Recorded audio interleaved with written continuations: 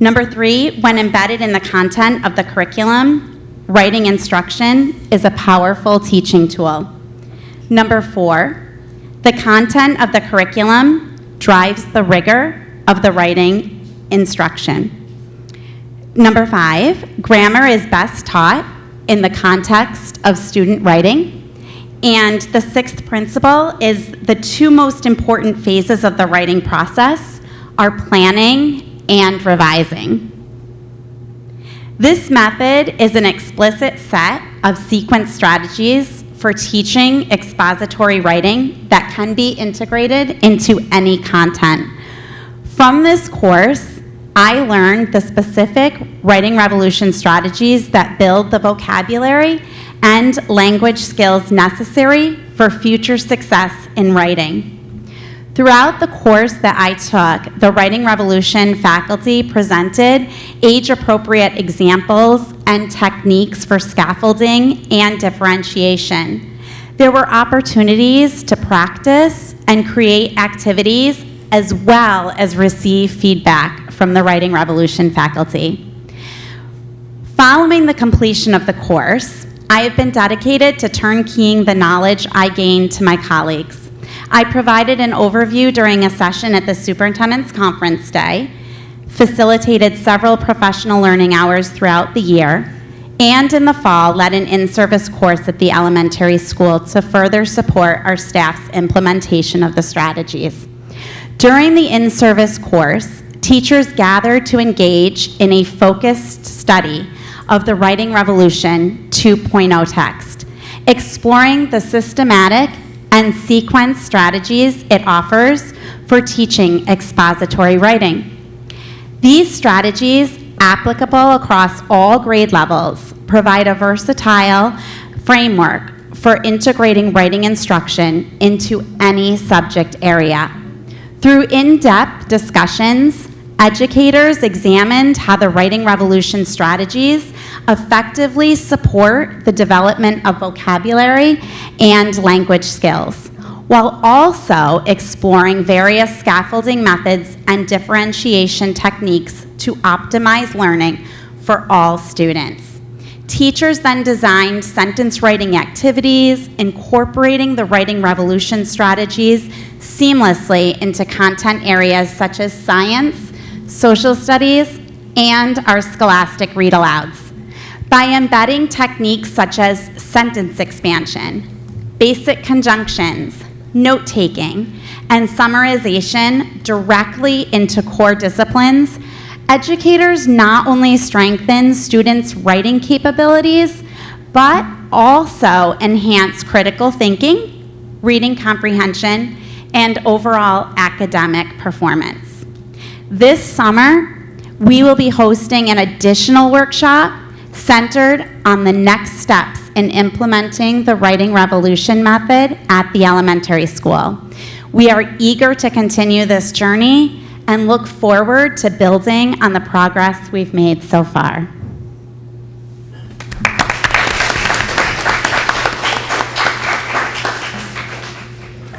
Thank you, Carrie, and we'll bring Ms. Burdette back up when we have some of our student presenters read their writing for us toward the end of the presentation. So the Writing Revolution work is critical because it does set the foundation for how students learn how to write. But as they learn how to write, there are so many different styles of writing and ways to write and ways to use words and mix sentences that students need to learn along the way. And where do they learn these? Where do they learn these skills, but where do they also have the opportunities to creatively use what they're learning in their classroom and these skill-based lessons into authentic writing experiences that they will have throughout their lives? So the journey that we're on right now is a journey to create the continuum that will help everyone have clarity around what writing expectations are here in Putnam Valley. Before I get to that, how did we get there? How did we decide we needed this? So I will say it did start a lot long before I came to Putnam Valley. One of the reasons I knew Putnam Valley and I would be such a great fit is when I was at BOCES in 2017, Putnam Valley was one of the first districts to send a handful of teachers to the Writing Revolution training that we started there. I was able to secure Dr. Hockman to come to PNW BOCES locally, our region, and be able to offer workshops in this method, and Putnam Valley was the first to pick that up. Then later, when I joined Putnam Valley as a district, it just so happened that they were starting to renew the Writing Revolution work they had started a few years ago with training embedded K-8. Every teacher received the book, every teacher was getting training with a consultant that they had hired, and I got to sit in on a lot of that work. As we adopted Scholastic in Putnam Valley Elementary School, that was where we started to see maybe the writing needed to be continued in a different way, maybe we needed different strategies for teaching writing, and we said maybe we need to return to the Writing Revolution, and that is what we did. We said, okay, let's pick up Writing Revolution again. Margaret, always having the eye for these things, and with her wonderful teachers, people like Kerry, who are always so inspired and ready to learn and ready to jump in with both feet, as well as Conchetta and Kristen, who are two wonderful writing teachers, also part of our writing committee. They were all hands on deck to bring that Writing Revolution back. But we also said, well, what does writing look like across the district, and how are we articulating this to everyone? Where is there some clear direction or message to teachers on what forms of writing we should see at every grade level, how many pieces of writing we should see at every grade level, what are the expectations? Are we always correcting students' handwriting or grammar, or should there be a point where that should be mastered and we should be able to move on from that? So that was kind of the impetus for the conversation, and we said we really need to develop a clear, cohesive continuum that articulates the expectations for writing in every grade. So we started to develop the continuum, and where we are right now is getting ready to communicate and feedback. This is our plan for what's coming next. But I want to talk a little bit about that committee and what they've done. And I want to start with the person who is helping to lead and facilitate that committee. And that's our middle school assistant principal, Jamie Zecca. So I'm going to invite Jamie Zecca to come on up and talk to us about what is the work behind the continuum and what are we doing to develop writing for Putnam Valley.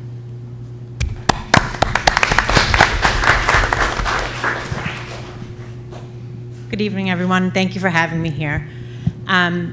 Just to let you know, I'm a passionate ELA person. ELA was my content area that I taught for 17 years, and I absolutely love literacy. So coming into this work, I actually had two beliefs. One was that writing is a craft that opens up and unlocks opportunities for people. I'm here based on my writing. I know that professionally, I needed to write in a certain way to get my message across, and I do believe that for students as well. Secondly, I do also believe that every teacher is a teacher of literacy. Literacy expands in every single classroom, yes, in different ways, yes, in different methods, but we're all teachers of literacy. So part of the work and where I came into this is having a passion for literacy, and I know that all the teachers that joins me also have the passion for literacy. When we looked at evidence-based research, such as the science of reading and the science of writing, the evidence is clear. Students need to be explicitly taught skills in writing across content areas. That is first and foremost.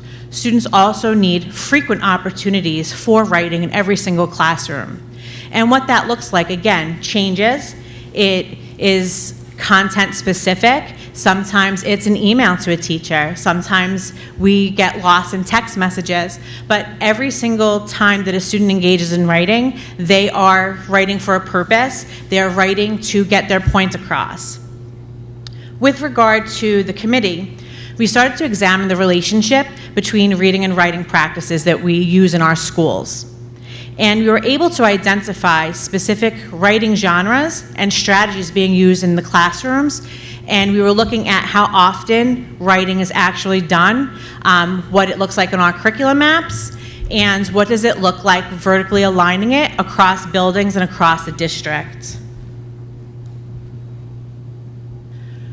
One noticing and one trend that we found is that we as a district are consistently writing short answer responses.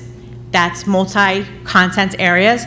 We are consistently writing argument pieces, And we're consistently writing narratives. So those are the 3 primary ways that our students are writing.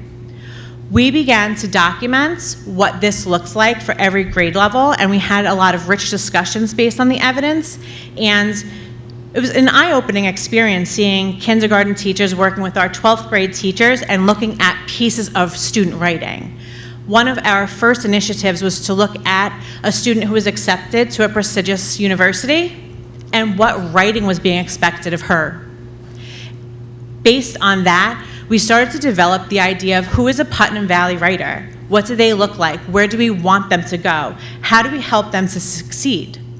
And part of our work was determining writing goals for each and every grade level. What do we want from writers to do independently at each grade level? We also had an interesting experiment where we examined student writing samples based on one singular prompt across the district. And the prompt was, who is someone you admire? Based on that prompt, kindergarten students responded in a certain way, 12th graders responded in a very different way. And all the grade levels in between, students determined what it was that they were, or how they were going to write, who they were going to write about, the length of that writing, and we had a variety of different genres that were presented. We were able to look at the writing and again add to what we know as teachers of literacy and what the science is saying. So when we examined student samples using the singular prompt, I thought it was a fascinating experiment because all of our kids are writing about somebody that they admire. Most of it was moms and dads. But the way that they presented their information was astonishing. For the continuum specifically, this is just the middle school's document for the continuum. It is a work in progress. It is something that's going to be looked at consistently. But if you look at grade 5 and you look at grade 8, that first little clip art piece is writing a clear claim. So that's obviously based on standards. That's obviously based on what writers are being asked to do in New York State standards for testing. But how does it change? How do we use something like writing a claim and spiral it? So if you look at, by the time students are in 8th grade, they're really developing more of a thesis statement rather than just restating and answering a question. We did look at strategies across the district, and for the middle school specifically, we've determined that there are some pieces of the curriculum that we want to look at, but we also want to expand based on our knowledge of the research. So for example, we need more time vertically aligning ourselves in our own building, and I'm sure everybody else is looking for the same kind of time in their buildings as well. When we meet together as an ELA department, we're going to establish what the specific writing criteria are for our students and the non-negotiables. For example, the other day I was sitting in our 8th grade meeting and we were talking about student writing, and we looked at how does a student write in ELA, the same student write in science, and that same student write in math. And each time we looked at the writing, it changed. We noticed that there was a lack of conventions, that we noticed there was sometimes even a lack of sentence structure. So what we want to do is establish non-negotiables in our writing cross-content areas. We want to use the same language across every classroom. So when students are writing, there's transference of skills. We also want to partner, our ELA department that is, want to partner with our science and social studies teachers. We want to make sure that we're starting with our science and social studies teachers who are our greatest literacy supports in the building. And we want to grow what we're doing in ELA and in our ELA classrooms into those classrooms to make it easier for students to say, okay, if I'm being asked to write, it's writing every single time in this way. Again, that transference of information is so important for students to take with them. Okay. Thank you very much.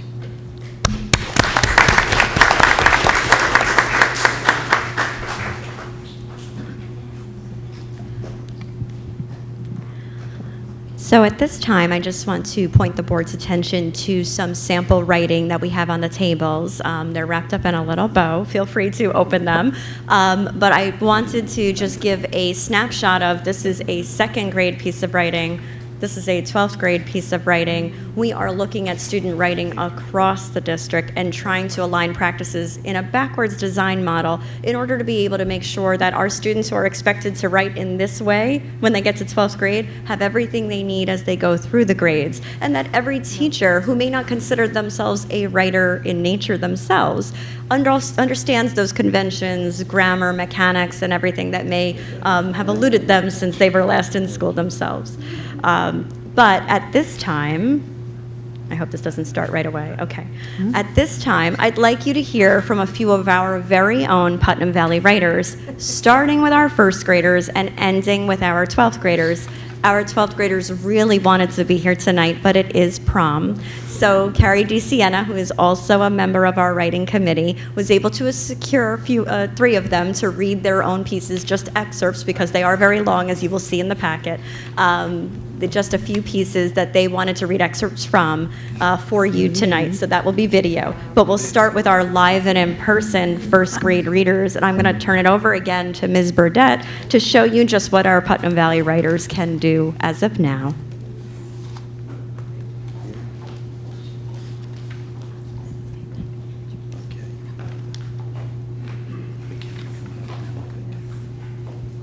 Does she need help? Another arm. Good. There's a tray that slides out, Carrie. Oh, that's perfect.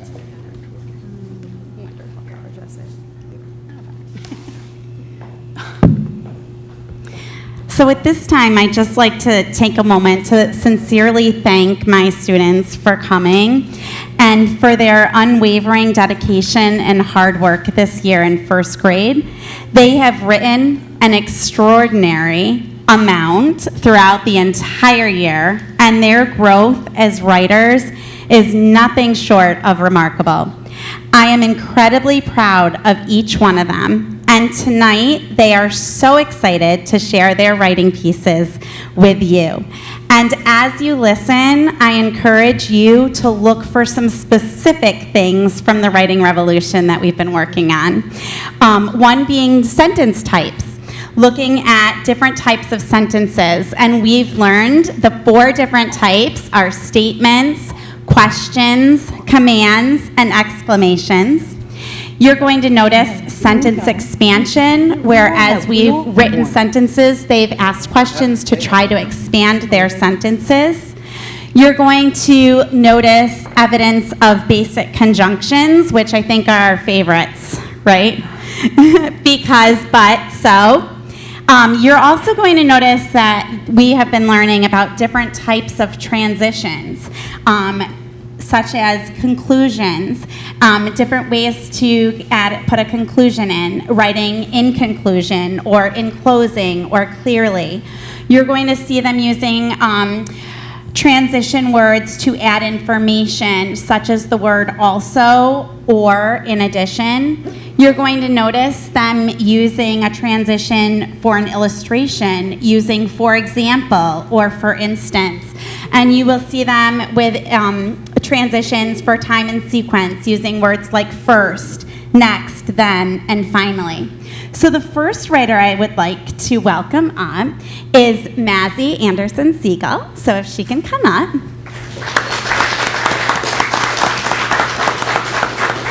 Mazzie is going to share a piece today that came from a writing prompt that she had done.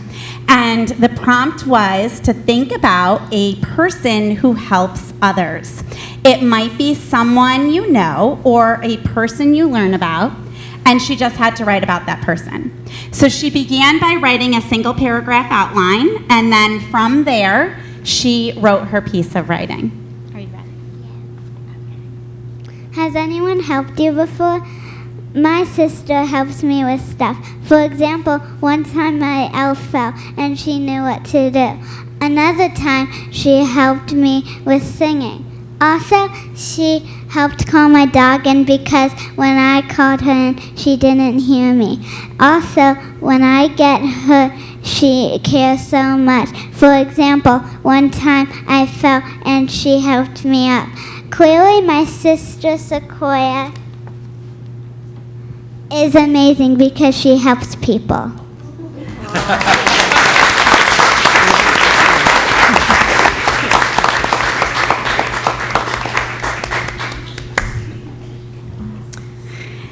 Thank you, Mazzy. Our next writer is another first grader. Her name is Kaylee Singleton.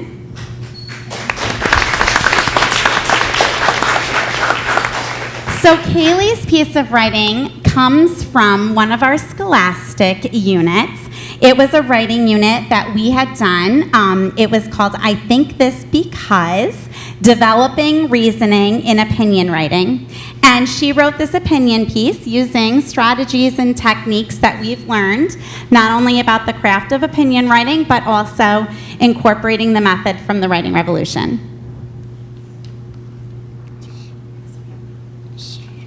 In my opinion, summer is the best season. First, I can go to the beach. For example, I play in the sand and build sand castles. Next, I can go in the pool and cool down. Finally, I can get ice cream on a sunny day and cool down. In conclusion, summer is the best season.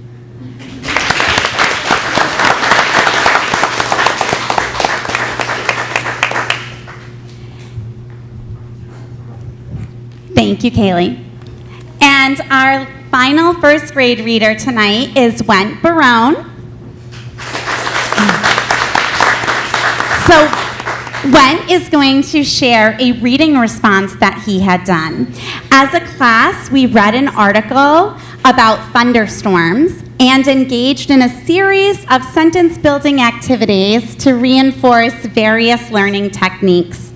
The final task involved completing an SPO, which is a single paragraph outline, and I provided the topic sentence for them, but then I think in your piece you changed it up, right? And then the students generated supporting details before crafting a concluding sentence. So, are you ready to share your piece? Okay. So here is Went, all about thunderstorms. Do you want me to? Here are things that happen in a thunderstorm. First, the sky gets dark and there are powerful winds, so powerful that they could blow down a tree. That is a sign that a storm is coming. Next, you could hear thunder. Also, you could see lightning. You might not see it because it is very, very fast, so you could not see it. Then, big raindrops fall from the sky. Also, the rain could be so powerful that it could probably create a flood easily. Finally, the storm will stop. It will be sunny and the sun will come out. And if you are lucky enough that you could spot a rainbow, clearly those are things that happen in a thunderstorm.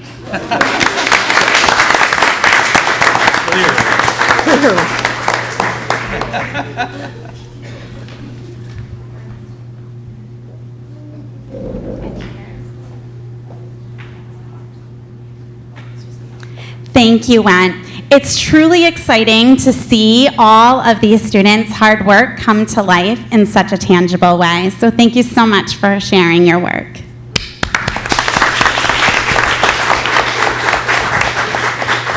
Carrie? Thank you so much, Ms. Burdett. Carrie, and thank before you leave, Carrie, before you leave, so when I was picturing the continuum that we've been working on, I didn't expect such high level of writing at first grade. I was thinking, okay, first grade, sentences, short sentences. Second grade, See Spot run. second, that tells you how old he is. Sally Dick Jane. So, second grade, maybe 2 or 3 sentences. By third grade, paragraphs. So to see first graders write in different styles for different purposes with what I would consider high level of proficiency, I'm just blown away. These are absolutely amazing students. So, and I know they aren't the only 3. So, hi. Thank you.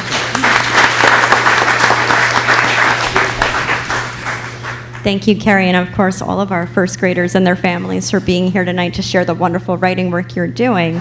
And yes, Barbara, you're right. It is amazing what this work has done for the writing in our youngest grades. And Margaret will even say writing has transformed in the building because of the work that Carrie and others have been doing to really understand and learn the strategies that the writing revolution. Remember, this is not a program, Writing Revolution. It is strategies, instructional strategies to improve writing, to help students learn how to write. So it really is such a testament to the hard work and just wonderfulness of Carrie Burdett and people who have been supporting her along the way and working with her, and all of the teachers she's been able to touch over this past year. So hats off to her. She's incredible, and I think we should just give her another round of applause.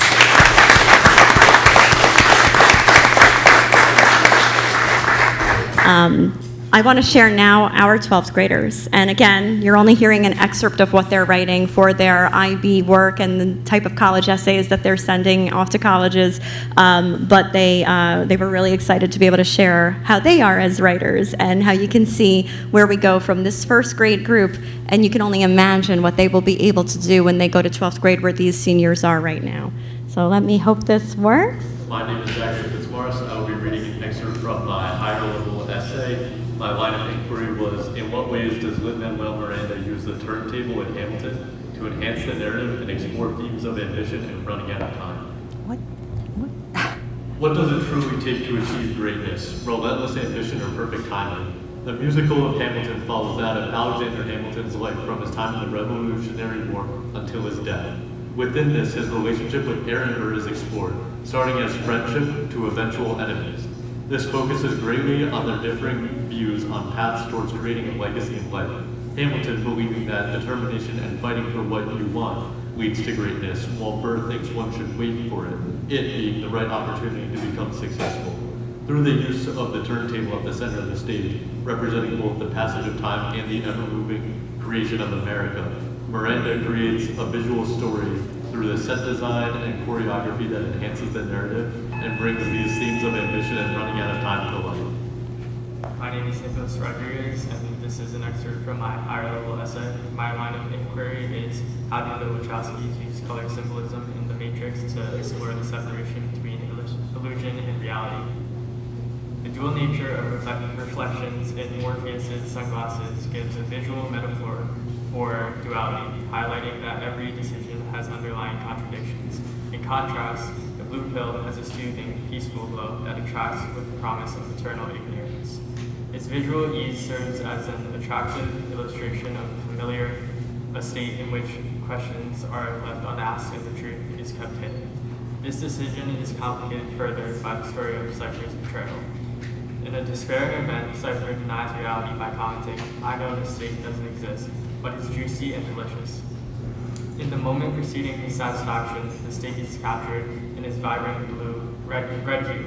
Its rare, raw feature emphasizes a sensory appeal that is both tempting and meaningful. Normally, red in Matrix is connected with the painful awakening promised by the red pill.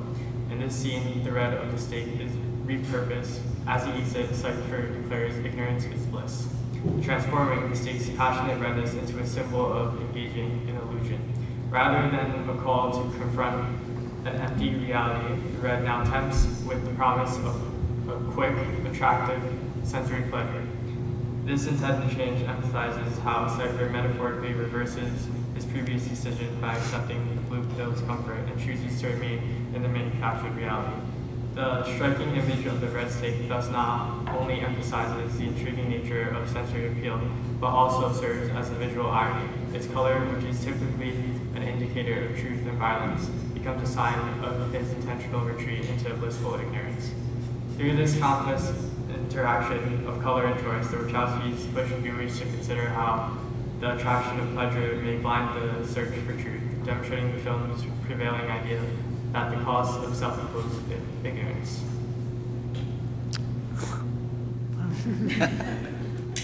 Okay.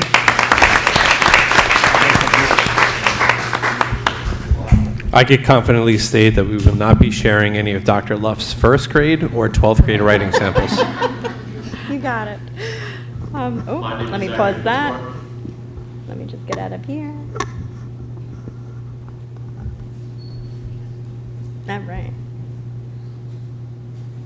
And that concludes our presentation. I do, before we complete, want to just acknowledge Shannon Perino of 6th grade, Priscilla Lutz of 8th grade, Kat Schutz, and I did mention Carrie DeSiena as well as Conchetta Galello and Kristen Rizzo of 4th grade. Those are the teachers that currently make up our writing committee, along with Jamie Zecca, Carrie Burdett, Dr. Podesta, and myself. So we are hard at work on this very important work. It has just, it's been so eye-opening for all of us. And as we've watched the elementary school grow in such an amazing way with their writing, we can only imagine as this work continues. And our fifth grade teachers have already asked for the Writing Revolution 2.0 book. So they are eager to hear more and learn more and carry this work forward into the middle school, which is just so great. So thank you for listening, and any questions, please let me know. Just outstanding, outstanding. I mean that. And Barbara summed it up. The level of articulation and thought process that goes into first graders' writing it's amazing. Doing good work. Thank you. Doing really good And how does work. this fit with the middle years is it the middle years program fit really nicely with the? So one of the parts of our work next will be to develop rubrics that combine the middle years and IB expectations, I should say, because IB is a framework, but IB expectations with our own standards and the writing expectations we have. Good. The other thing is finding a way to let parents kind of understand, maybe not the whole 12 years, maybe a year at a time. Okay, so this is what we expect first graders to produce. So if they're helping them at home, they have some kind of a guideline of where they need to be, because a lot of teaching goes on at home too, and I'd like parents to have a guideline so that they, if they look down at their child's writing, my own children will say, it's terrible to have a mother that's a teacher. Like what is expected? No, this is you can do better than this. This is not what you learned in school or whatever, because it's so different than the way we learned it in school. So I would like to make that home-school connection as strong as possible if we're using parents as co-educators. It's a wonderful idea, and we can certainly bring that back to the committee, how we can best help our parents be aligned with us too. These kids were amazing, both the seniors to first graders. So thank you all for being here tonight and sharing your work with us. My question is, we know that all kids are not at this level, and all of our students, and there's challenges for some. How are we addressing those challenges? Such a great question. So one of the things, one of the original purposes of the Hockman method, for example, was for students who had difficulties in learning. Windward is was a school designed for special needs learning, and that's where she developed this method because it is explicit and direct instruction, really formulaic in how students learn how to write. So it actually is targeting those students who have the most difficulty with writing. Building vocabulary is essential to this too, so that they have the words in order to be able to make those wonderful transitions and start sentences in different ways and vary up their sentence styles. But the actual structure of the writing instruction was developed originally for students with special needs. So I'm so glad you asked that question, because that is what the Windward Institute was all about, and that is what Hockman was intending to do when she originally developed her method. Thank you. And I have to say that today we had the opportunity, I know Mrs. Phillips is here, to attend the haiku at the haiku readings at the elementary school, and it's just amazing what these kids are producing and the students are producing. Between that, when we went to Mrs. Odell's second grade class to see what had their performance, as well as the letters that they sent to us, just amazing all over. So thank you for all your work. Thank you. We are so proud, and we want more of that, really. That's kind of the purpose behind the continuum, too, is it's great that we write these short responses, and it's great that we have great argument essays and expository writing, but where are our students writing poetry? Where are our students writing creatively? Where are they developing a script for a podcast or for a vlog or whatever they may be doing as, becoming more digital citizens? So we really need to also use the continuum as a way to articulate, are we writing for all types of audiences and purposes? So thank you. The development of that continuum is just so incredible. not just for students who may be struggling writers, which we know based on the quote that you shared, that research shows that writing is harder than learning to read. And so one of the things that I want to suggest is that teachers be able to use that continuum to also enrich students who are writing above grade level. So that they're not, because of the explicivity of the program, because it's based on explicit direct instruction, which you know that I absolutely love, because it's like we're targeting everybody in the room at the same time to be able to really get it. It's research-based science. It's just absolutely amazing how explicit direct instruction works in the minds of our children.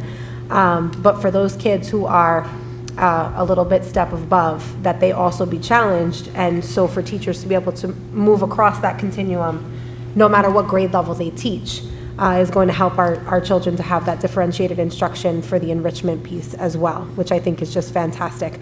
I just want to say that all of this matters so much because writing is the voice of the next generation. And if they don't know how to articulate their thoughts, which is often, if you've ever watched a child write or given a child an on-demand prompt, sometimes they get stuck because they can't get their thoughts from their brain to the paper. It's not that they don't have the thoughts, it's that they just can't manipulate that piece of paper, and so, or the computer. And so all of this to say thank you so much. And thank you to our amazing staff who have been working on this. The fact that you developed this committee, the fact that you have it from K to 12 is just absolutely amazing. Perhaps there can be some type of partnership with our new pre-K program that's coming in so that we can begin to develop those skills early on. Really great work. Thank you. Thank you very much. So I want to begin by quickly thanking, and no offense to anyone else, but the true stars of the evening. So I'd like to thank Mazzy Kaylee, who I noticed didn't bring any bows, because I used to steal the bows from her hair and stick it on my head in kindergarten, and went. So thank you all for coming. I hope you guys come back and visit us more often, but you were truly the stars of the show. So we'll have one more round of applause. To Kerry and Jackie and Margaret and everyone else who does this very important work, I again want to extend my gratitude. And I obviously need to start using the word clearly more often in my writing. I'm gonna make sure I get that into my next letter.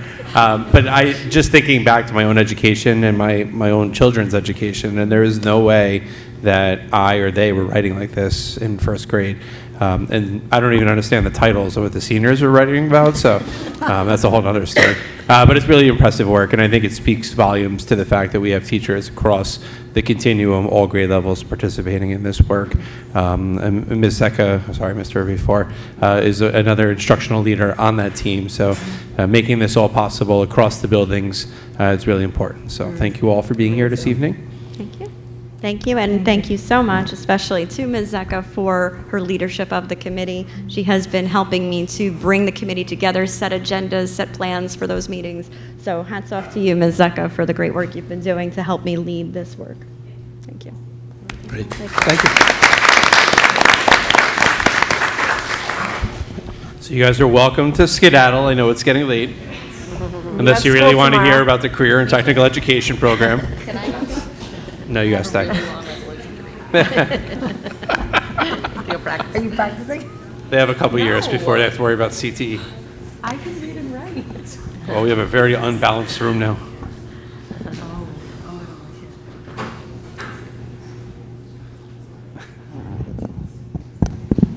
Is Rob on that committee?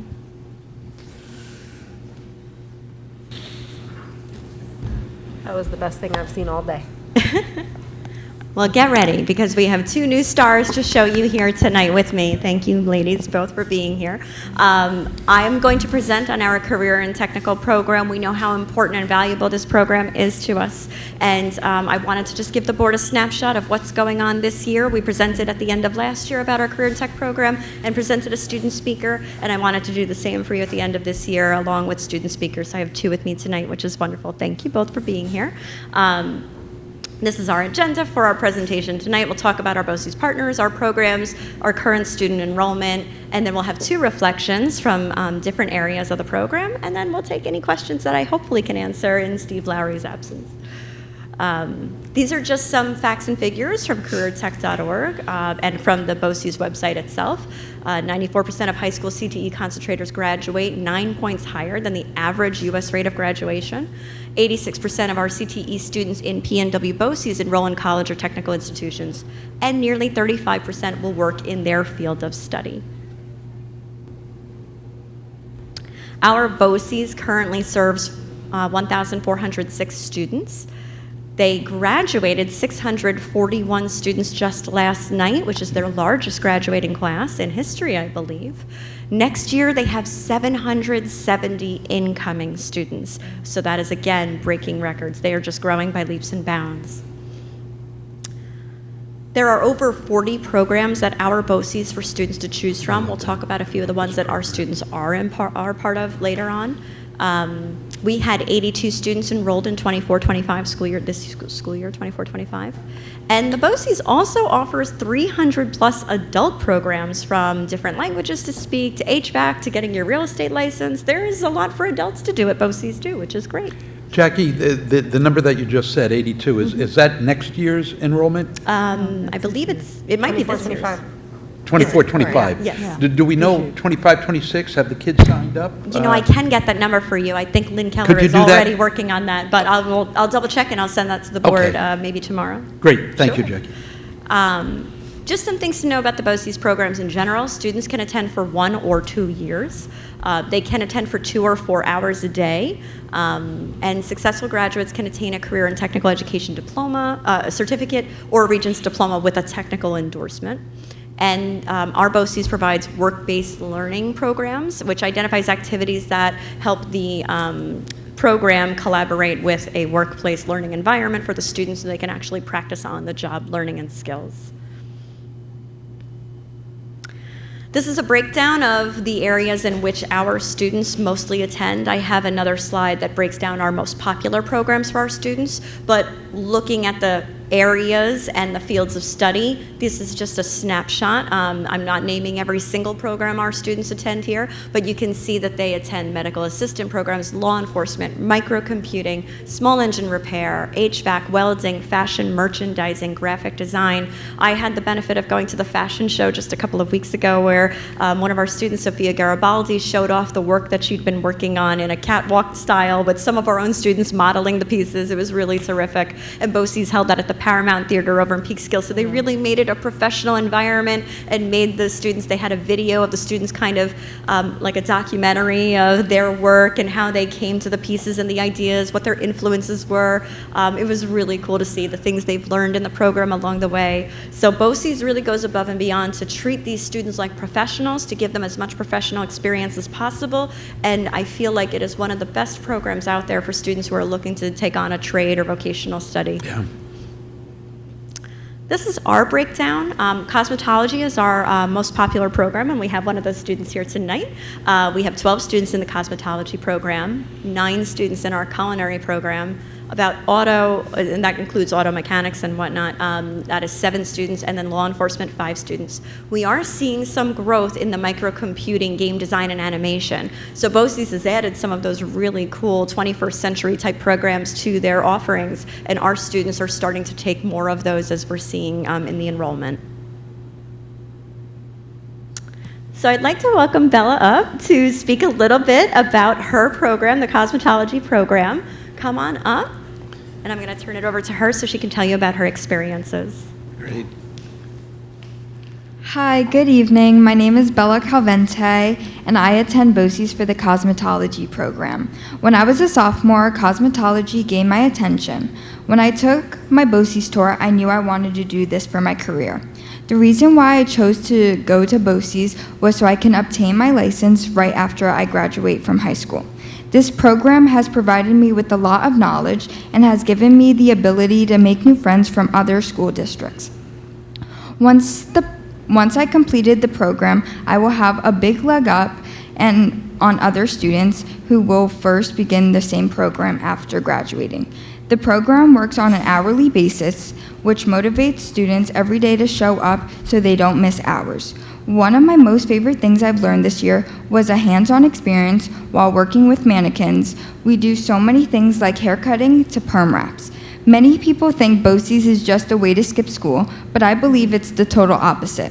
When you really have a passion, BOCES is a great opportunity to learn such at a young age. Since my first day at BOCES, I can say I've learned a surplus of information in such a short amount of time. With 2 hours every day, I am able to learn and retain the information I'm taught with no rush or stress. BOCES is a great opportunity for people who want to learn more about their trades before leaving high school. BOCES has been a positive and helpful experience. I am very grateful to be able to continue next year, and I can't wait for all the opportunities the cosmetology program has in store for me. Bella, how many kids were in your class total? You know, when you would attend for the 2 hours, how many other students were there with you? There's 22. Okay, wow, wow, that's incredible. Yes. Cool. Yes. Thank you guys so much. Thank you.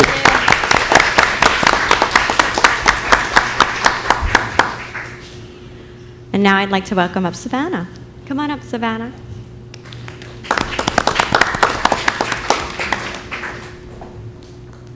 Hi, good evening.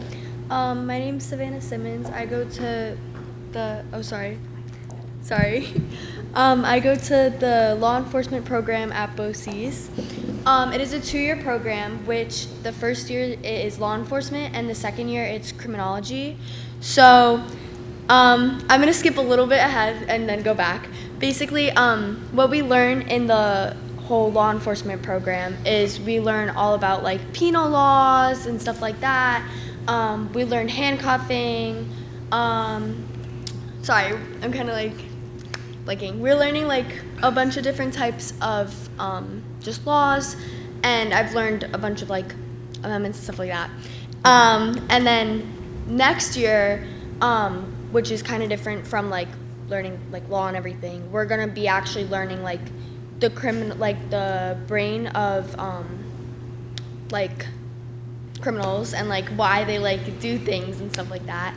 So it's a lot more harder that year, which is why you have to get introduced into the law enforcement program, like to then go into criminology. But what I love about my program is that what Bella said is gives 2 hours, which I think is so much more beneficial to the 45-minute, like even, which I think is better. God bless you. I think it's a lot better the 2 hours because it definitely gives so much more time to actually like understand the skill that you want to learn, and like it gives you like just a lot more time, and like I feel like that's a lot, like that's really important. And I've met so many different people that like from different schools that like I just wouldn't have met, you know what I mean? Like I just wouldn't have met them, and like I really don't know what I would do without those people that I've met. And it's just such a great program. Like I really just like, it's such a great program. I love my teacher. He's the best. He literally like every day I come into school, if I'm stressed about something, like here in this building, I love it here, but if I'm stressed about something, I can just take the bus ride and go to BOCES, and it's completely different people. You know what I mean? Like you can just be your own person. You can start over new with like new people, meet new people, be like a different, like just whatever like you want to do. Like you can literally, it's just so freeing, and like I just genuinely love it there. So yeah, and then my plans for next year are to go onto the criminology route of that, and I don't know what I'm gonna do for senior year, but I hope that the law enforcement program will hopefully help me. So we take a lot of tests in that class, and sorry, I'm kind of blabbing, but my teacher basically told me that by now we're ready to take like a sergeant's exam. Like if we were to take a sergeant's exam right now, all of us would pass because of how much knowledge we have learned this year. I really wish I wrote down some things, I'm sorry about that, but we have learned so much this year in such like a small time, and it's crazy, and I'm so excited to learn about so much more next year. So thank you. And I was wondering if you guys had any questions. Thank you. Savannah, did you find the scheduling here, you were able to still go to BOCES? There was no problem? You were able to get all your classes? So with that, for my classes, I now have, because like it's like the 2 hour periods, like so before I go to class, before I go to BOCES, sorry, I have two classes, and then I have lunch. So I really like that because it seems like shorter. Like literally seems like a short day, and my guidance counselor helped me just kind of like figure that out. You know what I mean? Yeah. So what I'm doing is this year I took English, history, and science. Okay. So I take criminalistics, which kind of like also helps me with that.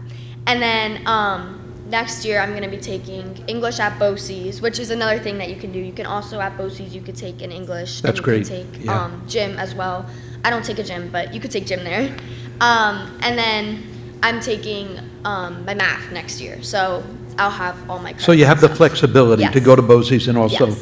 attend. And I still also have a free period Okay, to do, like, if I wanted to do an extra class or something. cool, So yeah. good. Are there any more questions? You Thank both you. did a great job. so Okay, Thank you. thank you. Thank you very much.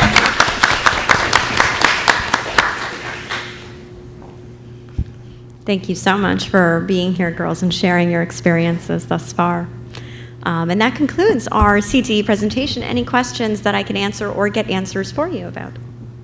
Yeah, I was at the graduation, and, they always do a superb job. There's so many kids. It was incredible. The only thing they have to do is, and Jackie, I spoke to you about this, they got to fix the parking.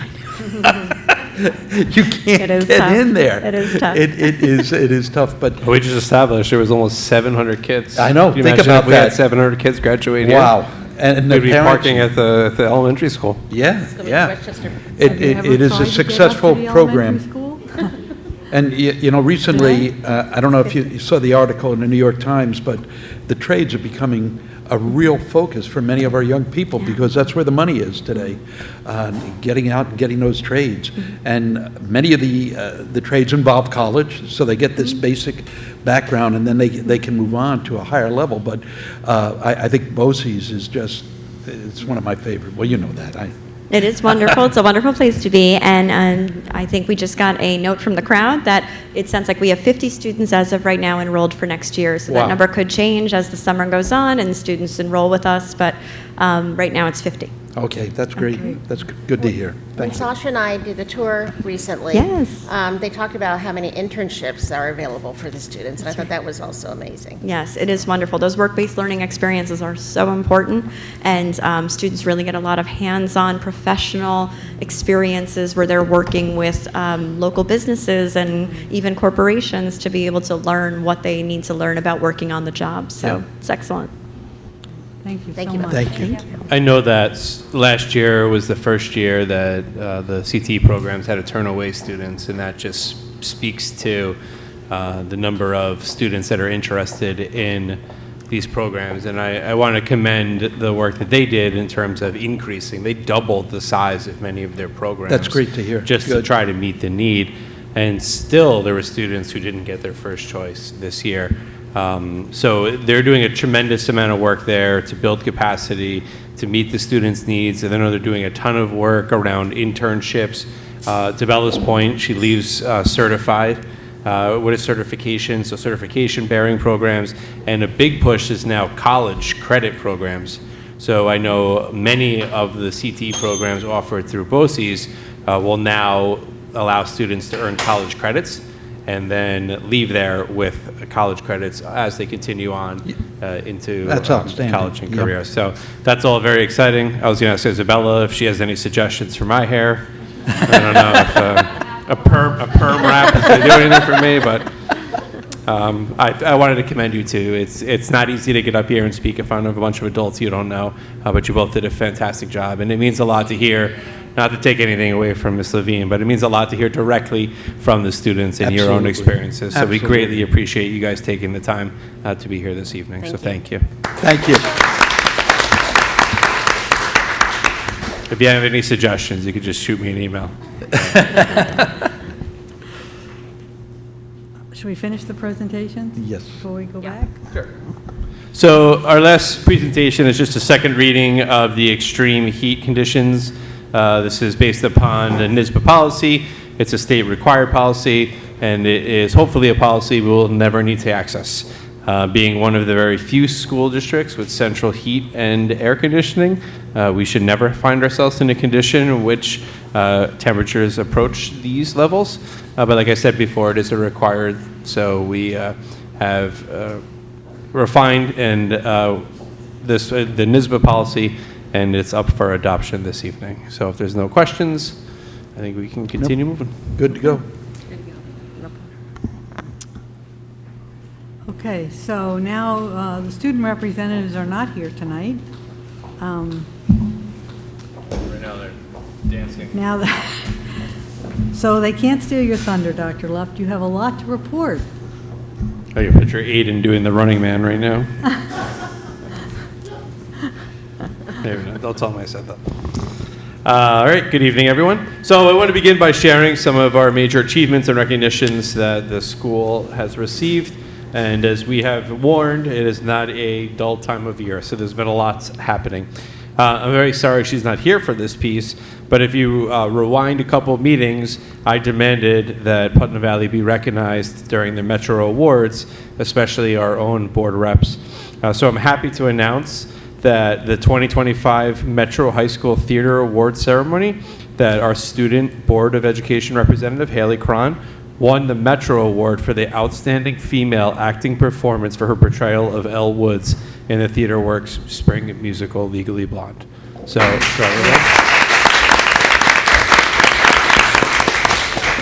I feel like someone at the Metros was listening when I demanded that happen, because then it happened. But well deserved, and I'm glad that she received that credit.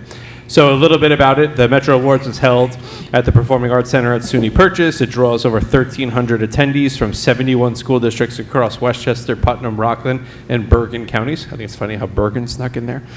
The ceremony is filled with a variety of performances of students in attendance, including our other student Board of Education rep, Marissa Caratoro, who performed in the opening number. So congratulations to those two ladies and the entire cast and crew of Legally Blonde.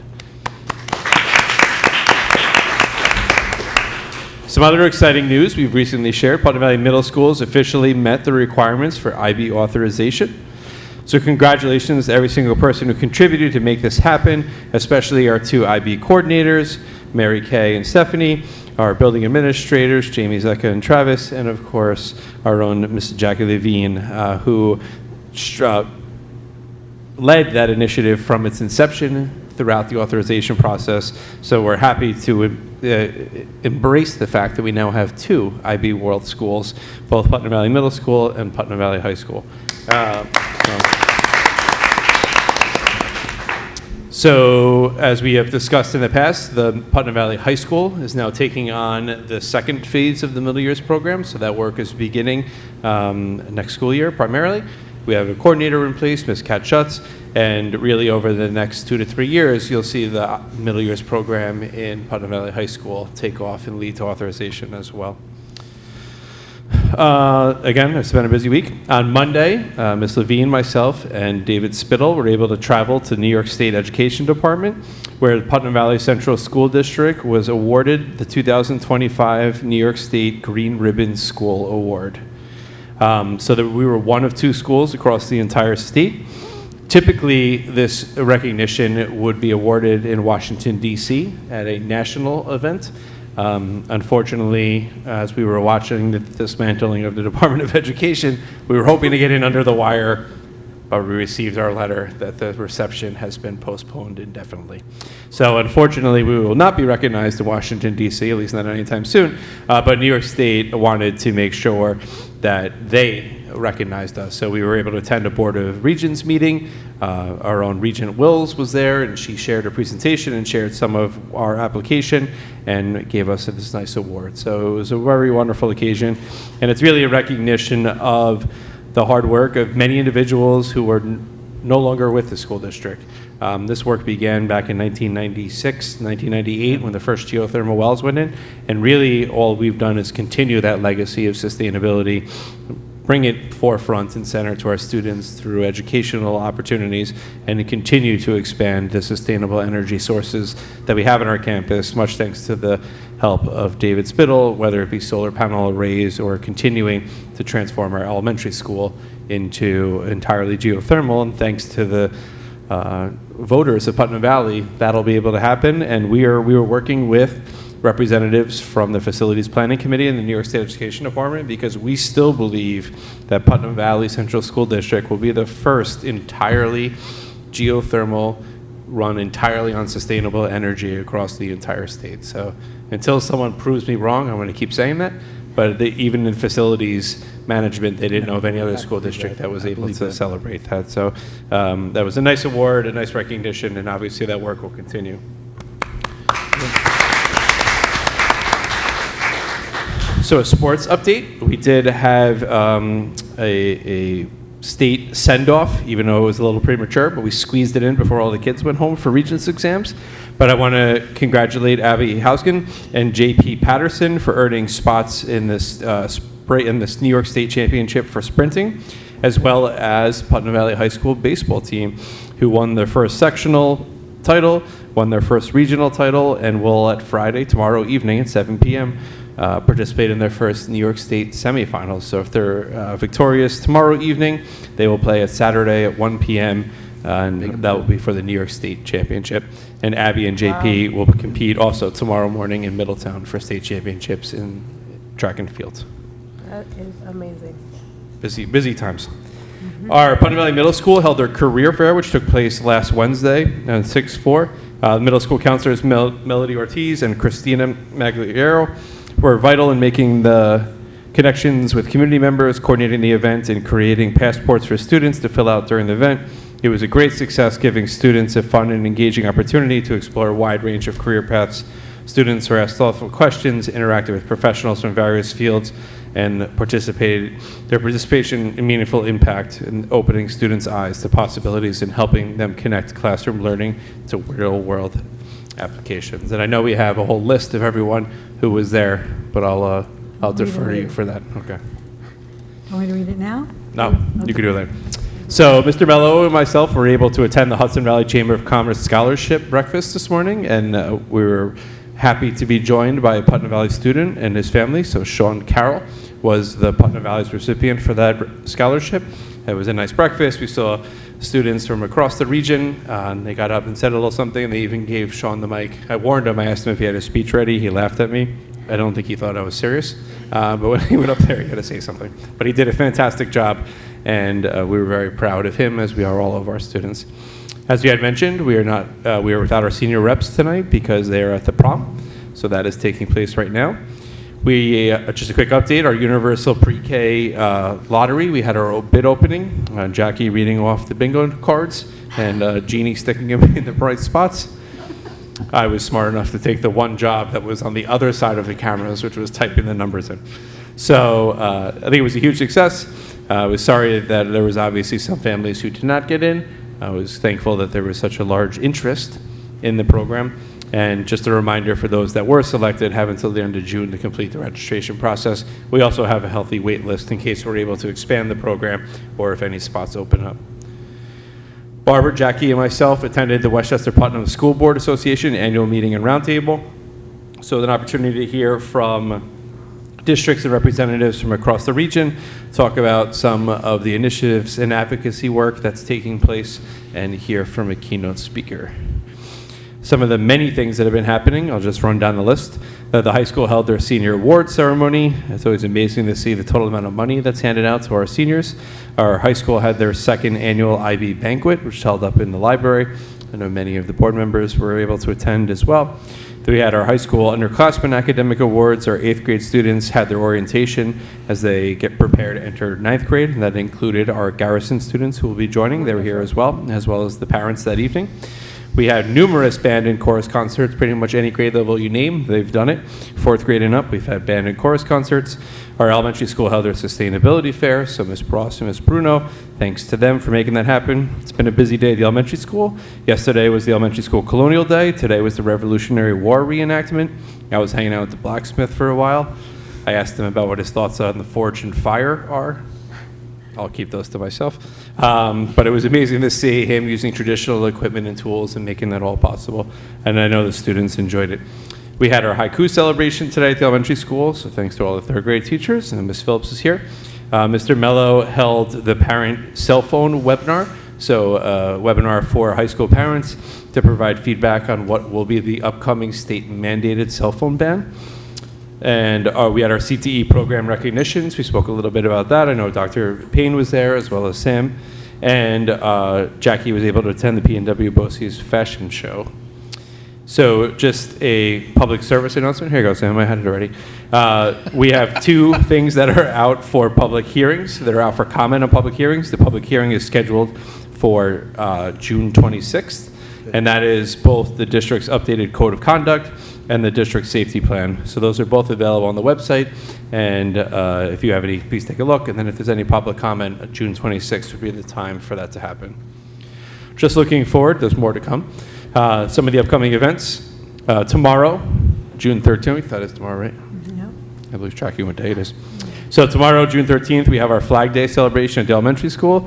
We also have our kindergarten show. That's always a crowd favorite, kindergarten show. Nothing cuter than 5-year-olds up there singing and dancing. And our elementary school has an end-of-year picnic that I know is open to the entire community. So tomorrow, like any other not adult day, as I mentioned before, our track and field candidates as well, track and field athletes, as well as our high school baseball team will also be competing tomorrow, Friday. The following Friday will be our high school graduation. Wednesday, June 25th, our elementary school moving up, and Wednesday, June 25th, our middle school moving up. And then a quick reminder that elementary and middle school students will have half days on June 26th and June 27th. High school students are obviously already in their Regents Week. That's all I have right now.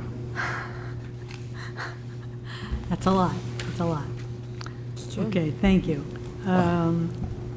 All right, so we're going to move to new business.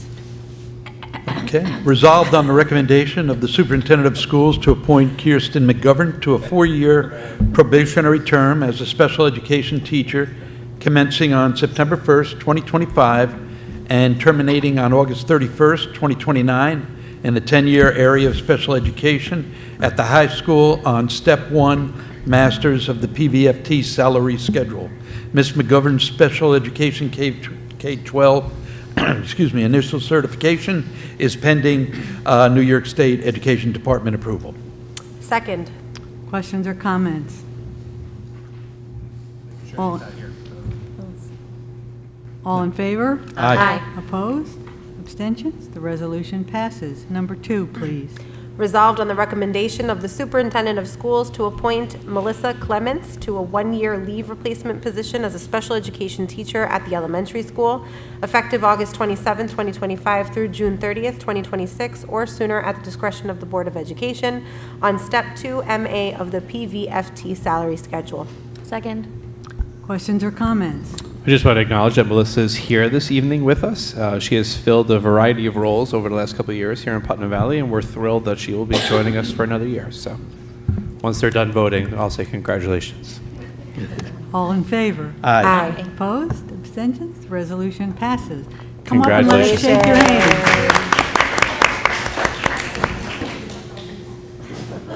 If you're here, you get embarrassed.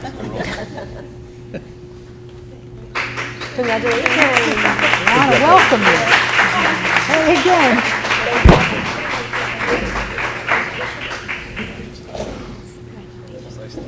We saw her at the haiku celebration today, so.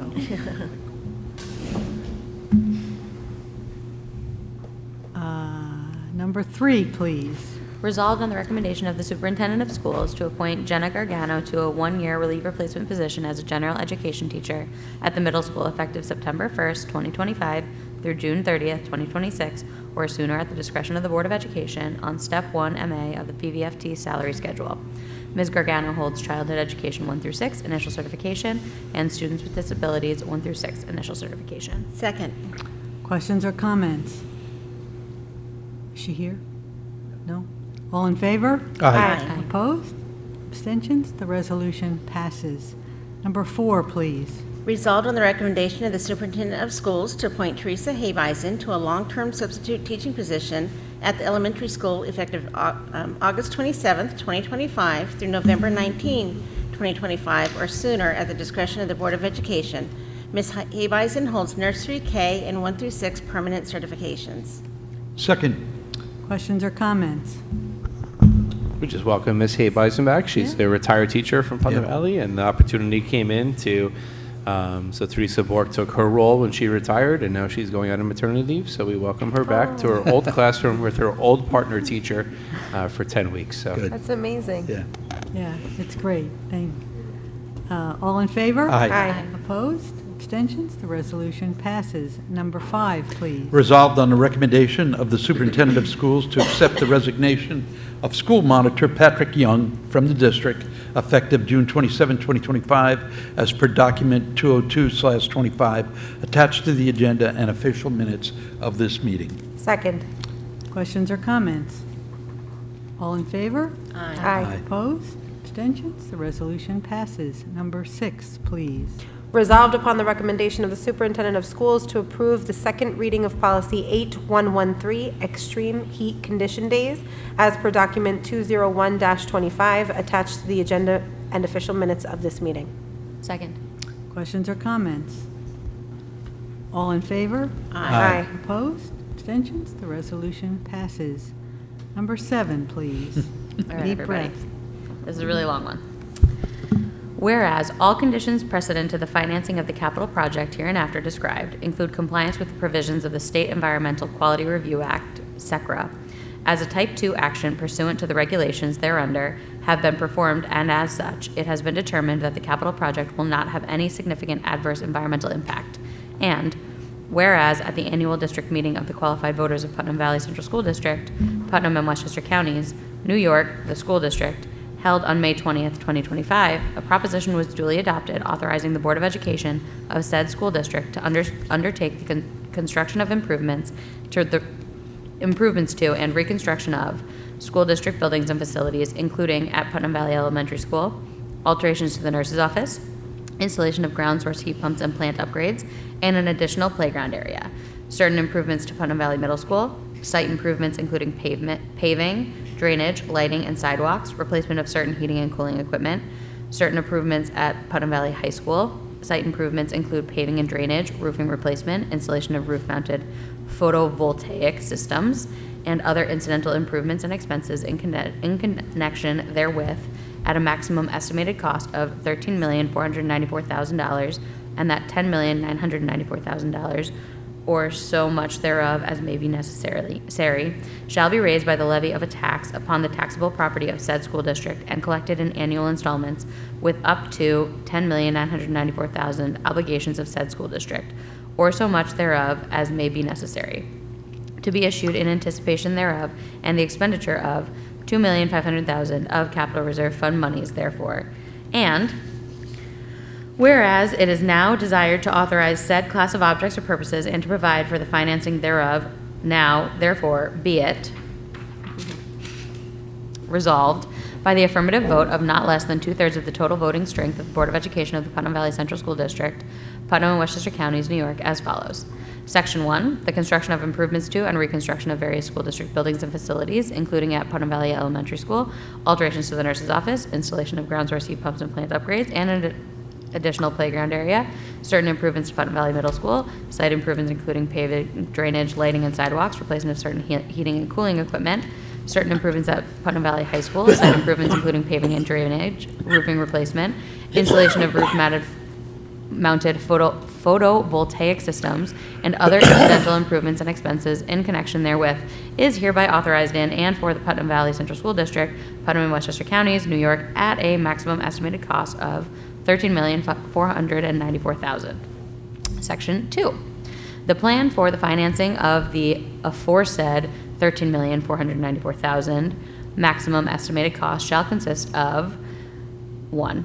The issuance of $10,994,000 serial bonds of said school district, hereby authorized to be issued therefore, pursuant to the provisions of the local finance law, and 2. The expenditure of $2,500,000 of capital reserve fund monies, hereby authorized to be expended therefore. Section 3. It is hereby determined that the period of probable usefulness of the aforesaid class of objects or purposes is 30 years pursuant to subdivision 97 of paragraph A of section 11.00 of the local finance law as a school construction project eligible for the apportionment of aid pursuant to subdivision 6 of section 3602 of the education law. Section 4. The faith and credit of said Putnam Valley Central School District, Putnam and Westchester Counties, New York, are hereby irrevocably pledged for the payment of the principal of and interest on such bonds as these same respectively become due and payable. An annual appropriation shall be made in each year sufficient to pay the principal of and interest on such bonds becoming due and payable in such year. There shall annually be levied on all the taxable real property in said school district a tax sufficient to pay the principal of and interest on such bonds as the same become due and payable. Section 5. Subject to the provisions of the local finance law, the power to authorize the issuance of and to sell bond anticipation notes in anticipation of the issuance and sale of the bonds herein authorized, including renewals of such note, is hereby delegated to the President of the Board of Education, the Chief Fiscal Officer. Such notes shall be of such terms, form, and contents, and shall be sold in such manner as may be prescribed by said President of the Board of Education, consistent with the provisions of the local finance law. Section 6. All other matters, except as provided herein relating to the bonds herein authorized, including the date, denominations, maturities, and interest payment dates, within the limitations prescribed herein and the manner of execution of the same, including the consolidation with other issues, and also the ability to issue bonds with substantially level or declining annual debt service, shall be determined by the President of the Board of Education, the Chief Fiscal Officer of such school district. Such bonds shall contain substantially the recital of validity clause provided for in section 52.00 of the local finance law, and shall otherwise be in such form and contain such recitals in addition to those required by section 51.00 of the local finance law, as the President of the Board of Education shall determine consistent with the provisions of the local finance law. Section 7. The validity of such bonds and bond anticipation notes may be contested only if 1. Such obligations are authorized for an object or purpose for which said school district is not authorized to expend money, or 2. The provisions of law which should be complied with as of the date of publication of this resolution are not substantially complied with, and an action, suit, or proceeding contesting with such validity is commenced within 20 days after the date of such publication, or 3. Such obligations are authorized in violation of the provisions of the Constitution, Section 8. This resolution shall constitute a statement of official intent for purposes of Treasury Regulations, Section 1.150. 2. Other than as specified in this resolution, no monies are or are reasonably expected to be reserved, allocated on a long-term basis, or otherwise set aside with respect to the permanent funding of the object or purpose described herein. Section 9. This resolution, which takes effect immediately, shall be published in summary form in the official newspapers of said school district for such purpose, together with a notice of the school district clerk, substantially in the form provided in section 81.00 of the local finance law. Outstanding. Second. Outstanding, Sasha. Outstanding. It's a good thing we don't pay Maureen by the word. It would have been expensive. And all of these people should, like, take the writing course. I was thinking the same thing throughout this whole time. Clearly. Lots of run-on sentences. We need to send them back to Is school. clearly a word? to see. A4 after? Like, that is not a word. It is evident that. Right. Okay, we have to do a roll call vote, so all in favor? Aye. Aye. Aye. Aye. Aye. Okay. And now in You're harmony. welcome. And number 8, Sam. No, Oh, that's not it's me. Jeanette. Jeanette, yeah. Resolved to authorize adjustments as per document number 208-25 attached to the agenda and official minutes of this meeting to the restricted general operating fund reserves pending the annual audit resulting from the 2024-25 remaining unexpended general fund appropriations and revenues. Second. Questions or comments? Grace, anything to add on this or any comments? Okay, no, okay. All in favor? Aye. Opposed? Abstentions? The resolution passes. Okay, did we skip anything? Are we good? We're good. We're we in good. the right place? Yeah. Okay, so I'm going to open it up to public comment on any topic.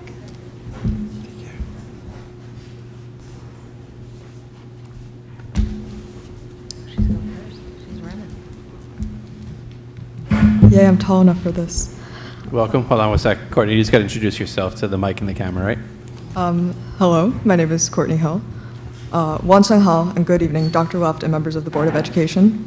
As previously stated, my name is Courtney Hill, and I'm a freshman attending Putnam Valley High School. Excuse me. Courtney, can just you move the get mic a little closer to your mouth.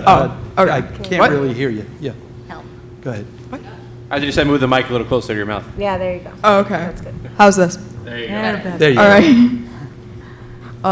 As previously mentioned, my name is Courtney Hill, and I am a freshman attending Putnam Valley High School. It's wonderful to be here with my classmates, the Tongshui men, on this Thursday evening on behalf of our high school and middle school Mandarin program. While, like I mentioned multiple times, I do have a name in English, actually.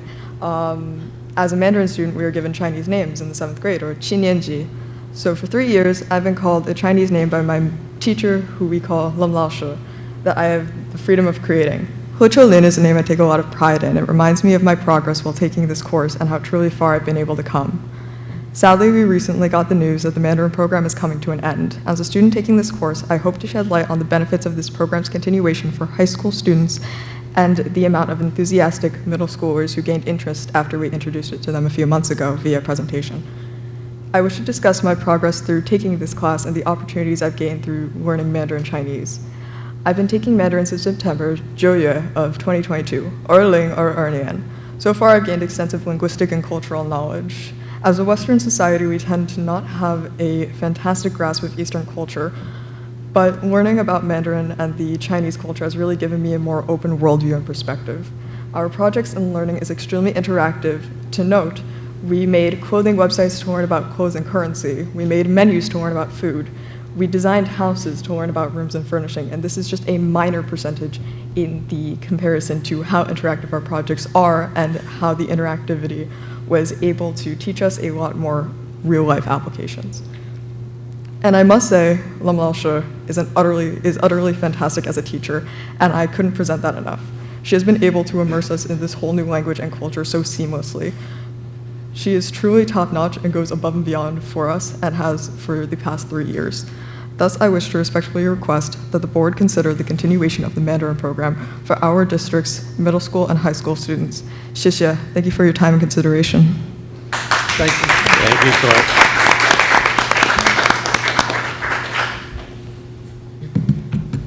Court. Ni hao, everyone. So you're going to have to go the other way. You got to pick the mic up a little higher. Ni hao. How's this? Much better. That's Thank you. good. Hello, Dr. Left and members of the board. I'm very thankful to be able to be here and share my thoughts alongside my friends and peers.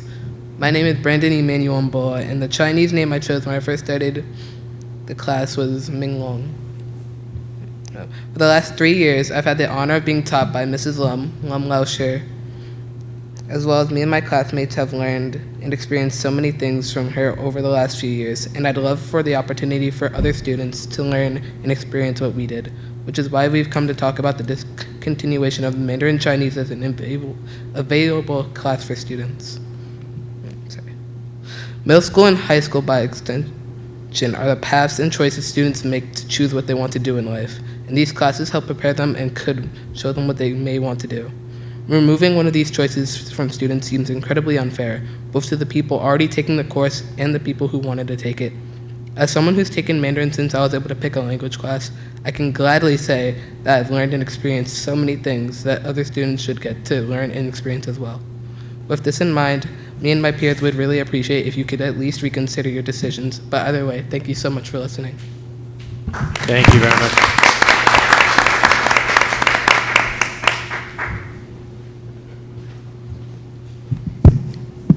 Good evening. My name is Nadia Amin. I'm the co-president of the Education Foundation. I'm actually here with my son, Yusuf. My other son, Mahmoud, he is also one of the Mandarin students. And one of the things, because I am quite an evil parent, I took my son to Chinatown because I said, if he's taking Mandarin, let's see what he knows. My son was able to haggle with someone to get the price on chopsticks that he wanted to buy. Now, I will say that I am a pain in the butt parent, and I'm like, honey, what is this? What is this? And he's like, Mom, that's in Cantonese. Mom, that's in Korean. Mandarin is not the same. I can read, but in a different language. So because I didn't actually believe him, we do what any other parent does, and I was watching a C-drama. And I watched When I Fly Towards You. And so I watched it with the captions on, and then I sat down with him, and I'm like, oh, what are they saying? And the fact that he could actually translate that for me, he didn't have the captions there, shows me how much work Mrs. Lum has done and how important that is. Now, it's not just me that's absolutely amazed by Mandarin, because I've been told that it's the parents that want Mandarin, not the children. But there was a petition done in the middle school by 2 students that were unable to make it today, Maria Frederick and Cheyenne Ogden. They got 20 signatures of students that have committed to Mandarin because they were not given the option. And they said if they were given the option, they commit to that class. So I said, okay, if these kids are ready, let's see what our elementary school students want. And that's why Yusuf is here. So I did a survey of the entire 4th grade of who would want to do Mandarin in 6th grade. And we had about 20% of the 4th grade, which is around 30 kids, which is enough for a full Mandarin class. And I took Mandarin since kindergarten up until this year, up until 3rd grade, and this year there was no Mandarin in the elementary school. I was very disappointed in not having Mandarin, as it was the highlight of my week. And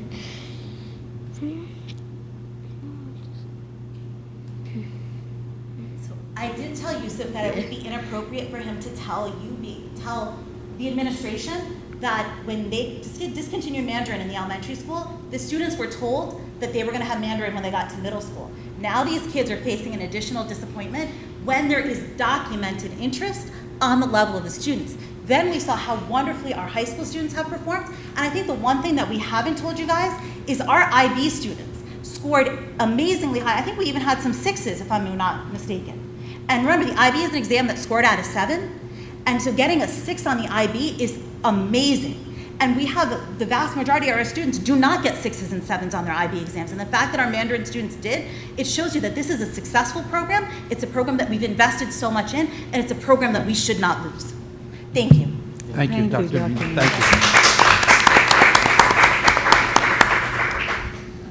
So I would like to begin by thanking you guys for coming and speaking tonight, especially our students. I know it is not easy to get up to a mic and speak in front of a bunch of strangers and the 1.3 million people that are watching on the cameras. I mean, the 1 to 3 people that are watching on the cameras. Don't worry about that. Okay, I have 5 people. All right, 5 people. Right, we're exceeding expectations.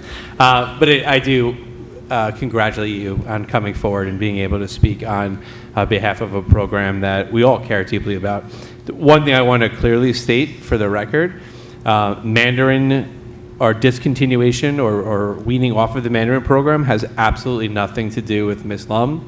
Ms. Lum's teaching, her style, it is in no way saying anything about the teacher who has invested so much into this program. So it is not Ms. Lum that we are getting rid of. It is a phasing out of the Mandarin program.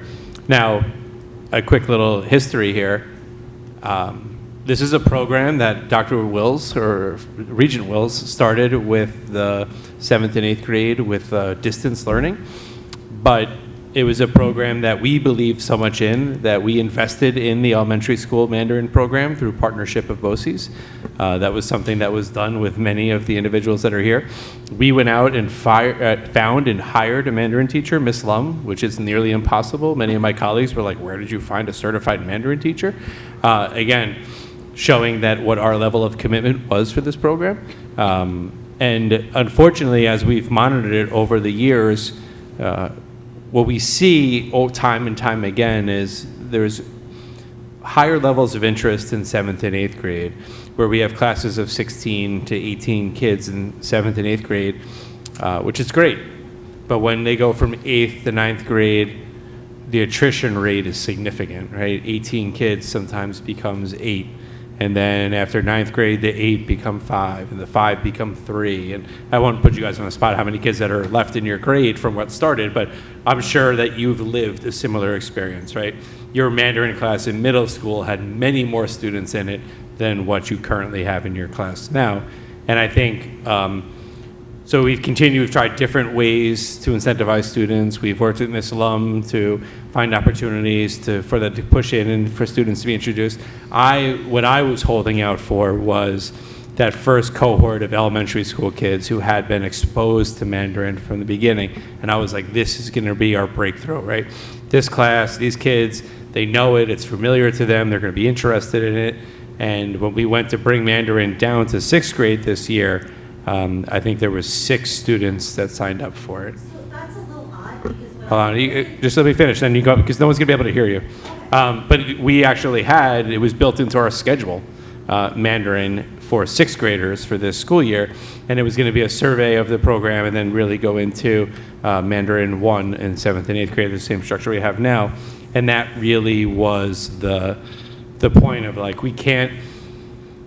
we also have to be financial stewards of the community, right? And taxpayers are paying for teachers' salaries. And when we have teachers that have 2 kids in a class, 3 kids in a class, 4 kids in a class, 5 kids in a class, it's really hard to sustain that from an expenditure standpoint. The other point that I wanted to make is that we are committed to providing some transition period for like the students that we saw here this year. So while we're not introducing new students into the Mandarin program, we are continuing to support the students, especially those high school students that we heard from this evening. So Ms. Lum will continue to teach a high school level course next year. And where we plan on going from there is like we started with a distance learning course, there's an IB authorized distance learning course that would be available for these students in their junior and senior year. And that would help bridge the gap if they wanted to continue with an IB diploma or graduate or just continue with Mandarin throughout their high school year. So we want to make sure that for kids who have invested as much as these students have, I think what we saw here was what we hoped every student would get out of the program. Like, I'm amazed that these students can read and speak the Mandarin language. And our hope was that there would be 20 other students next to you, and that unfortunately has not been our reality so far. So that is just sort of what has brought us to this point. We've had some years where we haven't run Mandarin, like there's currently no 8th graders taking it because there was no interest in 7th grade the year before. We do have a cohort in 7th grade. Those students will also be provided the opportunity to continue earning their Mandarin 1 credit next year. So Ms. Shalom will be teaching. Hold on, just come up to the mic when you can speak. Just otherwise nobody else can be able to hear you. I'm so loud that everyone can hear me. I don't actually need a microphone. But here's the thing. The rising 6th graders, they've said that they weren't given a choice. That's why they created a petition. So I think there's a big disconnect here because these students are coming forward. It's not me coming out here. I'm coming here because the students have said something.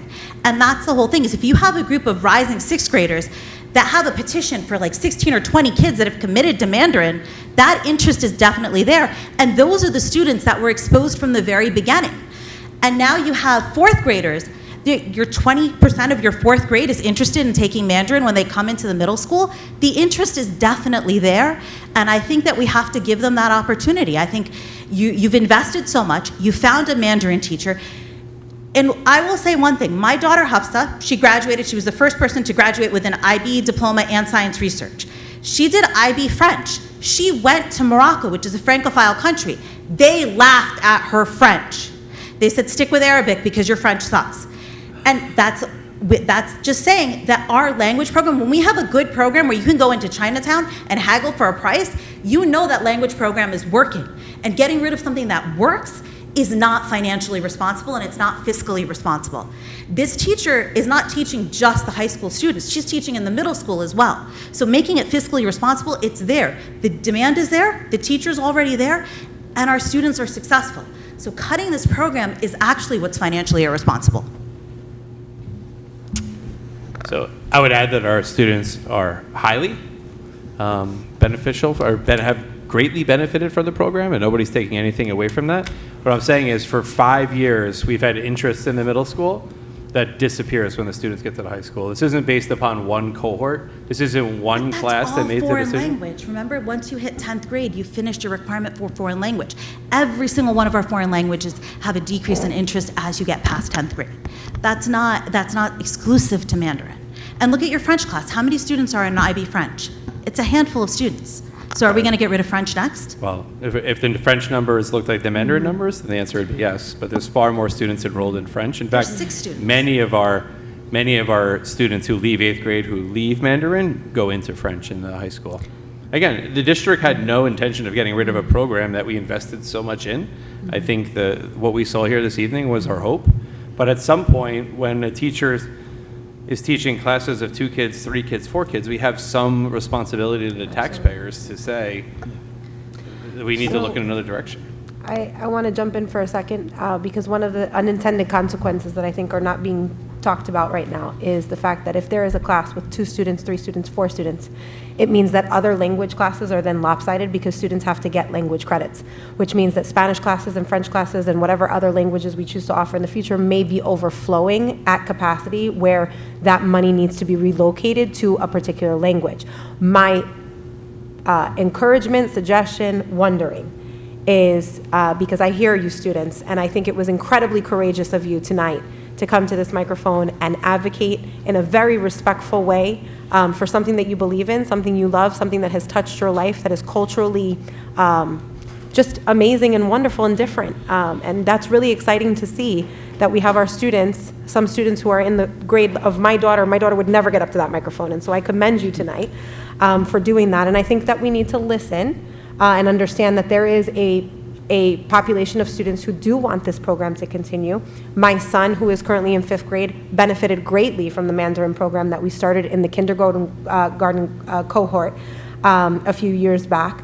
And all I would say is this, exposure matters. And so perhaps we can explore in any given year where the demand of Mandarin is, try to continue the program for those particular students who would like to continue in it. But what I would also say is that if possible, and I don't know that it's feasible, but if some of Ms. Lum's time could be dedicated to bringing Mandarin back to the elementary, in addition to the Spanish program that we introduced this year, maybe that would create more exposure to them begin to feed into that program. And so what I think we can do is perhaps be creative about some solutions to ensure that all of our students are getting things that they need, that they've poured into, that they've spent time into. What I certainly don't want to see, and I don't believe this is going to happen because of what you mentioned, Dr. Lufts, about the virtual program, but is students having poured into a language and then having to shift that language. I don't believe that that's something that we would want to see happen. But maybe there is a way outside of the box thinking that we can, look at. The students currently enrolled will continue. You had said that, Dr. Luft. That's correct? The high school students will continue, the middle school students will continue through Mandarin 1. Right. But that's typically, when they conclude their 8th grade year of Mandarin is when we typically see that drastic drop-off. So for those students currently in 7th grade, Mandarin would not be available for them in high school. Perhaps we But could the current ask the high school students. students would have. Right, perhaps we could ask the students why, the students who are choosing a different language path, perhaps we could ask why that's happening. That would be feedback for us to determine why it is that there's such an interest in middle school, which truthfully may have been fed by the program that we did in elementary. The students who are currently in high school did not receive that program because my son's cohort was definitely the first cohort that we had that. So I'm imagining that step assisted us in growing the numbers for Mandarin, but now that it's no longer there, the numbers may actually decrease going forward. Unless we try to figure out a way to put Mandarin back in the elementary school, which again was a phenomenal program. I think that we need to absorb this. I don't think that we're in any way, shape, or form, making any decisions tonight about any of this. I think that we need to listen to our students, to our families, and perhaps come up with a creative way to offer more opportunities for our students to continue in Mandarin. The one thing that I do want to add is that with Miss Lum, are we guaranteed that she's going to stay? Because if she's not a full-time teacher, she doesn't get full-time benefits. And if you have such a high demand for a Mandarin teacher, are we even going to have a teacher if we don't give her a full-time position? That's something to think about as we try to wind down the Mandarin program as well. So we may say that we're not taking away Mandarin, but it may be taken away because we won't give our teacher a full-time position. Something to think about. But thank you, guys. Thank you very much. Dr. Amin.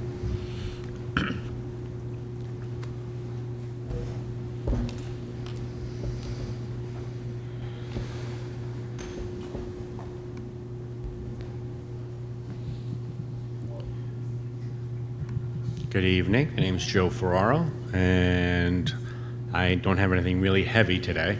I do want to make a recommendation to Sasha that well-timed baked goods and flowers helps you to not get the reading that is so long. But more importantly, I wanted to mention that on the heels, I shouldn't say on the heels, in the same time that we were seeking out our library vote that passed, and we're thankful for that again. We have embarked on our, I guess, 5-year plan for long-range planning for the library. And in that, part of that process is reaching out to community to invite input on the town in general, what is expected of the town, what kind of things the town and what the library's role in that can be, and whatever partnerships can be developed. I'm here primarily to ask for involvement from the school district in partnership to kind of advance the mission of what's next for the library, what's next for our town. So we're hopeful that, and you'll get official kind of letters, invitations, et cetera, to sit down and have conversations, brief conversations. And we'd like to make it open to the community. We will have, we'll get to multiple stages of this to get input from the community through surveys, et cetera, and general meetings, but interviews and connections with administration, with staff, with board members, because multiple perspectives of our town and where our town can be, and where together we can connect and help our community. Just imploring you that you will engage with us in that when you are given the opportunity. Thank you, Joe. Thank you. Great. Anybody else? Okay, upcoming meetings? So our final meeting for the year is scheduled for June 26th. So 2 Thursdays from now, and then we have our board reorg meeting scheduled for July 1st. The June 26th meeting, does it start at 7 or does it start earlier due to the? No, because of the hearing. Well, we'll just do the hearing at 7 o'clock. At like 6:30, 6:45. Okay. And it's set to the latest will be 7:15 start. Okay, thank you. That's a Tuesday, correct? July 1st? Are we meeting July 1st? Yes. The Tuesday then, okay. But it's in regular board meeting before. Yeah. 26th, yeah. Yeah, thank you. And we need to be here early. Okay, board members, anything to say? Just a lot going on, and the events have just been terrific that the elementary, the middle school, the high school have put on, between the award ceremonies, the concerts, the reenactments. Tom Chapin, that Tom Chapin concert was just, that blew me away. Man, very emotional. Everything, and this is our district. This is the school I went to, and to see it progress, and yeah, just outstanding, outstanding. The reenactors, when I was speaking to them today, the gentlemen that were there from whoever they work for, said a lot of districts have stopped doing the reenactment, but it's such a powerful event. It is. To watch teams of 4 and 5 students put up these canvas tents, driving the stakes in the ground. I was sure one of them was going to hit themselves with the hammer. I mean, just the whole thing, who was the corporal, who was in charge of the group, and just the whole learning experience was amazing. And I'm glad There was that a we're bit still of doing irony today, because as they were down there learning how to use the muskets, we were holding a lockdown drill. So we had 10 police officers in front of the building. So we made sure to warn them all that if they heard any musket shots or saw students holding muskets, that it was in fact Just part of a FYI. reenactment. That's funny. Okay. Please did not react accordingly. Dr. Luft had mentioned the career fair. I felt, Sasha and I both were there as careers, Sasha as a registered nurse, I as an educator and a board member. Dr. Luft is right, the students had great questions, they were very interested, but to me, I was so impressed with the number of community members that came out, volunteered from 8:30 to 12, talking to 4 different groups of students, lots of students. And so I just wanted to kind of give the community who's listening, the 5 people now that Dr. Amin's people are listening today, who they were and the careers that they talked about. So Callis Hayes talked about finance. Brooke Donahue and her husband talked about Valley Daycare and their preschool. Brent Waskasser talked about science research. Alice Billio talked about public health at the Putnam County Department of Health. Joel Paulo talked about real estate. Chris Hendershot talked about, he was a certified arborist, which was really fascinating for the students. Sharon Aguayo was a member engagement manager for the World Trade Center Association. Liz Micah talked about research and development products. Dan Barbuto, electrical technicians at Dutchess Community College. Eric Peterson talked about PBS, public broadcasting. He had some really great things for the kids to see. Luke Wygodny, musician, actor, and writer. Adriana Ariza, financial advisor and planner. Allison Haig, program director for a global educational nonprofit with a focus on sustainability. Julie Napolitano, photography and business owner. Jessica London, banking and commercial loan officer. The kids were very interested in the banking person. I saw the lines there. Maybe they were giving out good, huh? Toasters. Candy. Money, money, money, money. Natalie Amison, theater performer, director, and anime voiceover artist. Cool. Matthew Haig, chef, casino dealer, and headhunter. He was cool. Stephanie Russo, doctor of audiology. Karen Carroll, nursing and healthcare leadership. That's wonderful. Anton Paloka, IT infrastructure department. Guy Cohen, statistician, and you'd think that would be really boring, but he had the kids laughing. He was funny.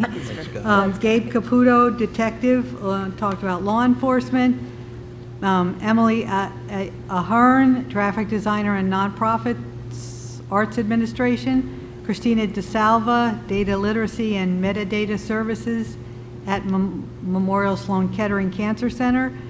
And Brendan Kennedy, technology, semiconductor industry, microchips. Is he the one in the... Yeah, he wore a tie back. He wore a tie back, yeah. Head to toe. Head to toe. And I don't know who I don't even know which what that one is. of these people is the one that had the 3D goggles. Yeah, there was. think That's The kids, I actually- was waiting for them to Yeah. walk into walls. They really enjoyed that too. So, like, these are all people that volunteered from the community, and I really am grateful that they stepped up and that they're here talking to our kids and giving them real-life examples of The world of work. world yeah. of work. Really cool jobs. Like, Yeah, really really cool. Over jobs. 30. Anime voiceover, I mean, really cool. That is cool. She also did something with the Descendants. I mean, the kids were all over. there was a real estate agent there. I've like literally never met anybody who was more charismatic in my life. He had the kids like lined up, like every single boy I had ever like stood there for like an hour talking to him. You had a guy in a Tyvek suit. It was incredible. Guy Cohen had a statistic that was like 89% of statistics are made up. It was hilarious. I mean, it was just the presentations That's Guy were Cohen, yeah. incredible all over. Working himself out of a job. Yeah. And then to switch gears, I just have to say, listening to Dr. Luff's superintendent's report, that all the things that are happening in this district, from the ground, from our youngest students to our oldest students, all flows from leadership. And I have to say, Dr. Luff didn't mention himself, but all of these things were things that he has pushed for, encouraged, and his leadership in this district is really, really valuable to me and should be to everybody in the district. So, Agreed. flows from the top. Well said. Okay. There's two quick things. I mean, going back to, what's it called, the Green Award we received. Right. 2 school districts in the state received this, and we were one of them, so that's very impressive. And the other thing is athletic awards. Did you mention that next week, Wednesday? So our athletic award ceremony and Hall of Fame induction is scheduled for next Wednesday, June 18th, beginning at 5 p.m. in the PAC. And it will not be 4 hours. No, we have shortened it drastically from its inception. The first year was a little long, but it was our first time doing it. That's right. It was very long. We made great improvement last year. You did. And Mr. Webb is all on it. He Okay. I'm sure. should be even better this year. We're learning. Okay. Like 4 hours. I'd like a motion to convene an executive session. So moved. Second. All in favor? Aye. Thank you. There will be no work done after the executive session. Thank you all. Thank you for coming out, Thank guys. you for Yes. speaking Good out. night. Thanks for coming, Thank you, thank everyone. you.